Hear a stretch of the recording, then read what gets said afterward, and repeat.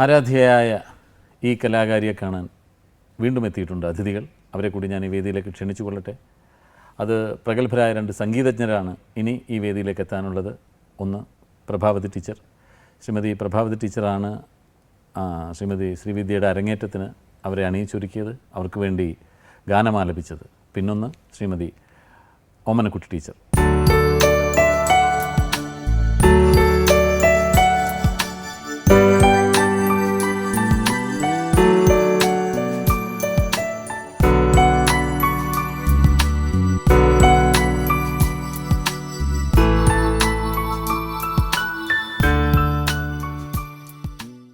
ഇനി സംഗീതത്തെ പറ്റിയാവാം നമുക്ക് കുറച്ച് നേരം അല്ലേ? അതിനു മുമ്പ് പ്രഭാക്കയെ പറ്റി ഒരു ബാക്ക്ഗ്രൗണ്ട് എനിക്ക് പറയാൻ ആഗ്രഹമുണ്ട്.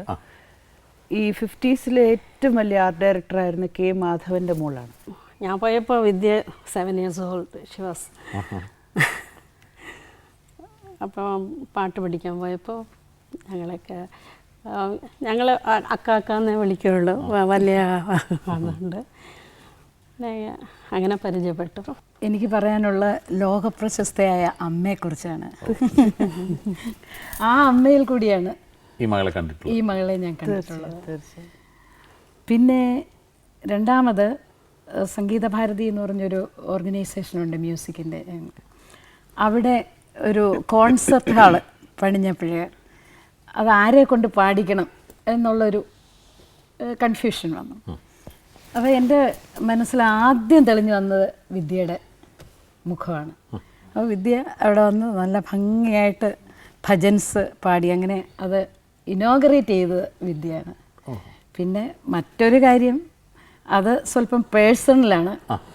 10-20 വർഷങ്ങൾക്ക് മുൻപ്, അതായത് വിദ്യ സിനിമയിലൊക്കെ കത്തി നിൽക്കുന്ന കാലത്ത് എല്ലാവരും പറയുമായിരുന്നു വിദ്യയുടെ ഒരു ചെറിയ ഛായ എനിക്കുണ്ടെന്ന്.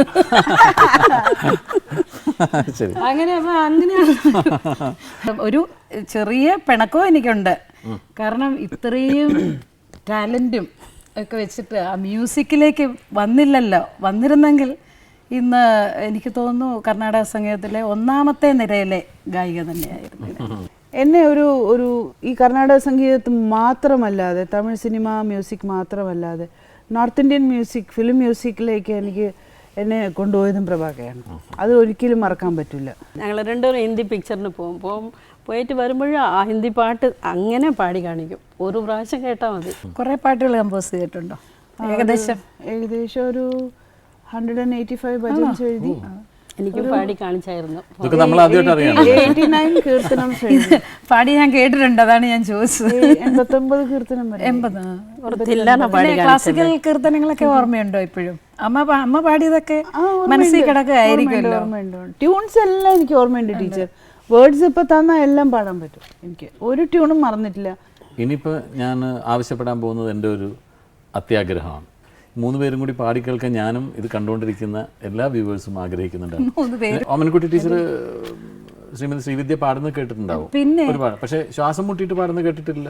അയ്യേ, എനിക്ക് നല്ല മ്യൂസിക് ഉണ്ട്, അതുകൊണ്ടായി പറയുന്നത്. ഇത്രയും പറഞ്ഞതിന് ശേഷം പാടാൻ കുറച്ച് ബുദ്ധിമുട്ടായിരിക്കും. ബാരോ കൃഷ്ണയ്യ ബാരോ കൃഷ്ണയ്യ നിന്ന ഭക്തര മനേഗീക കൃഷ്ണയ്യ ബാരോ കൃഷ്ണയ്യ ಬಾರೋ ನಿನ ಮುಖ ತೋರೋ ನಿನ ಸರಿಯಾರೋ ಜಗದನ ಶೀಲನ್ನೇ ಬಾರೋ ನಿನ ಮುಖ ತೋರೋ ನಿನ ಸರಿಯಾರೋ ಜಗದನ ಶೀಲನ್ನೇ ബാരോ കൃഷ്ണയ്യ. ഞങ്ങളുടെ റിക്വസ്റ്റ് ടീച്ചർ അതെ. കരുണ ചെയ്വാനന്തു താമസം കൃഷ്ണ കരുണ ചെയ്വാനെന്തു താമസം കൃഷ്ണ കഴലീണ കൈ തൊഴുന്നേൻ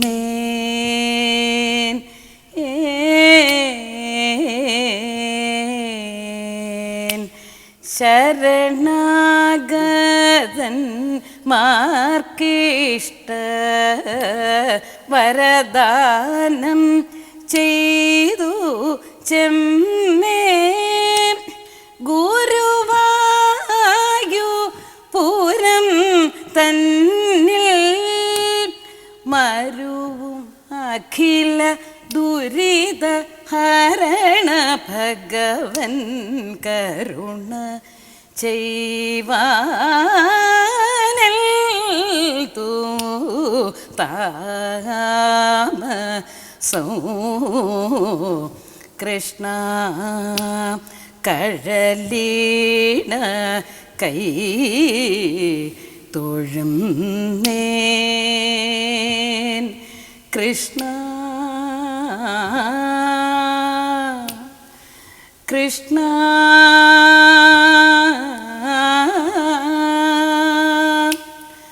ഹരേ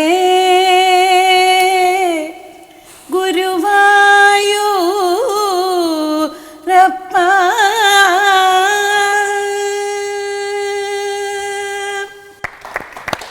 കല എന്ന് പറയുന്നത് ദൈവം കനിഞ്ഞനുഗ്രഹിച്ചു തരുന്ന ഒരു വരദാനമാണെന്നും അത് പോഷിപ്പിക്കാൻ വേണ്ടി നമ്മൾ ഒരുപാട് പ്രയത്നിക്കണമെന്നും വിശ്വസിക്കുമ്പോഴാണ്, അത് പരിശീലിപ്പിക്കുമ്പോഴാണ് ഒരു കലാകാരൻ അല്ലെങ്കിൽ ഒരു കലാകാരി പൂർണ്ണതയിലെത്തുന്നത്. അങ്ങനെ പൂർണ്ണതയിലെത്തിയ 3 കലാകാരികളാണ് നമ്മുടെ മുമ്പിലിരിക്കുന്നത്. നമുക്കും അഭിമാനിക്കാം, സന്തോഷിക്കാം ഈ കലാപ്രകടനങ്ങൾ നേരിട്ട് കാണാൻ കഴിഞ്ഞതിന്. ഇനി കുറച്ച് ചോദ്യങ്ങൾ ചോദിക്കട്ടെ, വളരെ പെട്ടെന്ന് ഉത്തരം പറയാവുന്ന ചില ചോദ്യങ്ങൾ. ഇത്രയും കാലത്തെ ജീവിതം എന്ത് പഠിപ്പിച്ചു? മനുഷ്യരെ വിശ്വസിക്കരുത്, ദൈവത്തെ വിശ്വസിക്കണം. എന്തിനെക്കുറിച്ച് ഓർത്താണ് ദുഃഖിക്കുന്നത്? ഓൾമോസ്റ്റ് ഒന്നിനെക്കുറിച്ച് ഓർത്തില്ല. ജീവിതത്തിൽ ഏറ്റവും കൂടുതൽ സന്തോഷം തോന്നിയ ഒരു നിമിഷം ഏതായിരുന്നു? എൻ്റെ അരങ്ങേറ്റ ദിവസം. ഏറ്റവും അടുത്ത സുഹൃത്താരാണ്? ബാബ. ഏറ്റവും ആരാധന തോന്നിയിട്ടുള്ള നടൻ ആരാണ്? നാഗേഷ്. ഏറ്റവും അസൂയ തോന്നിയിട്ടുള്ള നടി ആരാണ്? ശ്രീദേവി. ഏകാന്തത എങ്ങനെയാണ് നേരിടുന്നത്? എനിക്ക് ഏകാന്തത ഇല്ല എന്ന് വിശ്വസിക്കുന്നവളാണ് ഞാൻ. മദ്രാസിൽ നിന്നും കേരളത്തിലേക്ക് താമസമാക്കിയതിനെക്കുറിച്ച് എന്താണ് തോന്നുന്നത്? ബാബ താമസം മാറ്റാൻ പറഞ്ഞു, മാറി. ഇനിയും സാധിച്ചിട്ടില്ലാത്ത അല്ലെങ്കിൽ ഇനിയും ചെയ്യണം എന്ന് തോന്നിയിട്ടുള്ള ഒരു കഥാപാത്രം എന്താണ്? ഡ്യുവൽ റോൾ ചെയ്തിട്ടില്ല, ഫുൾ ലെങ്ത് കോമഡി റോൾ ചെയ്തിട്ടില്ല. സിനിമയിൽ ഇനിയും പൂർത്തീകരിക്കാത്ത ഒരു മോഹം? സത്യനന്ദിക്കാടിൻ്റെ പടത്തിൽ അഭിനയിച്ചിട്ടില്ല. പിന്നെ അരവിന്ദൻ സാർ മിസ് ചെയ്തു, അടൂർ ഗോപാലകൃഷ്ണൻ സാറിനെ മിസ് ചെയ്തു.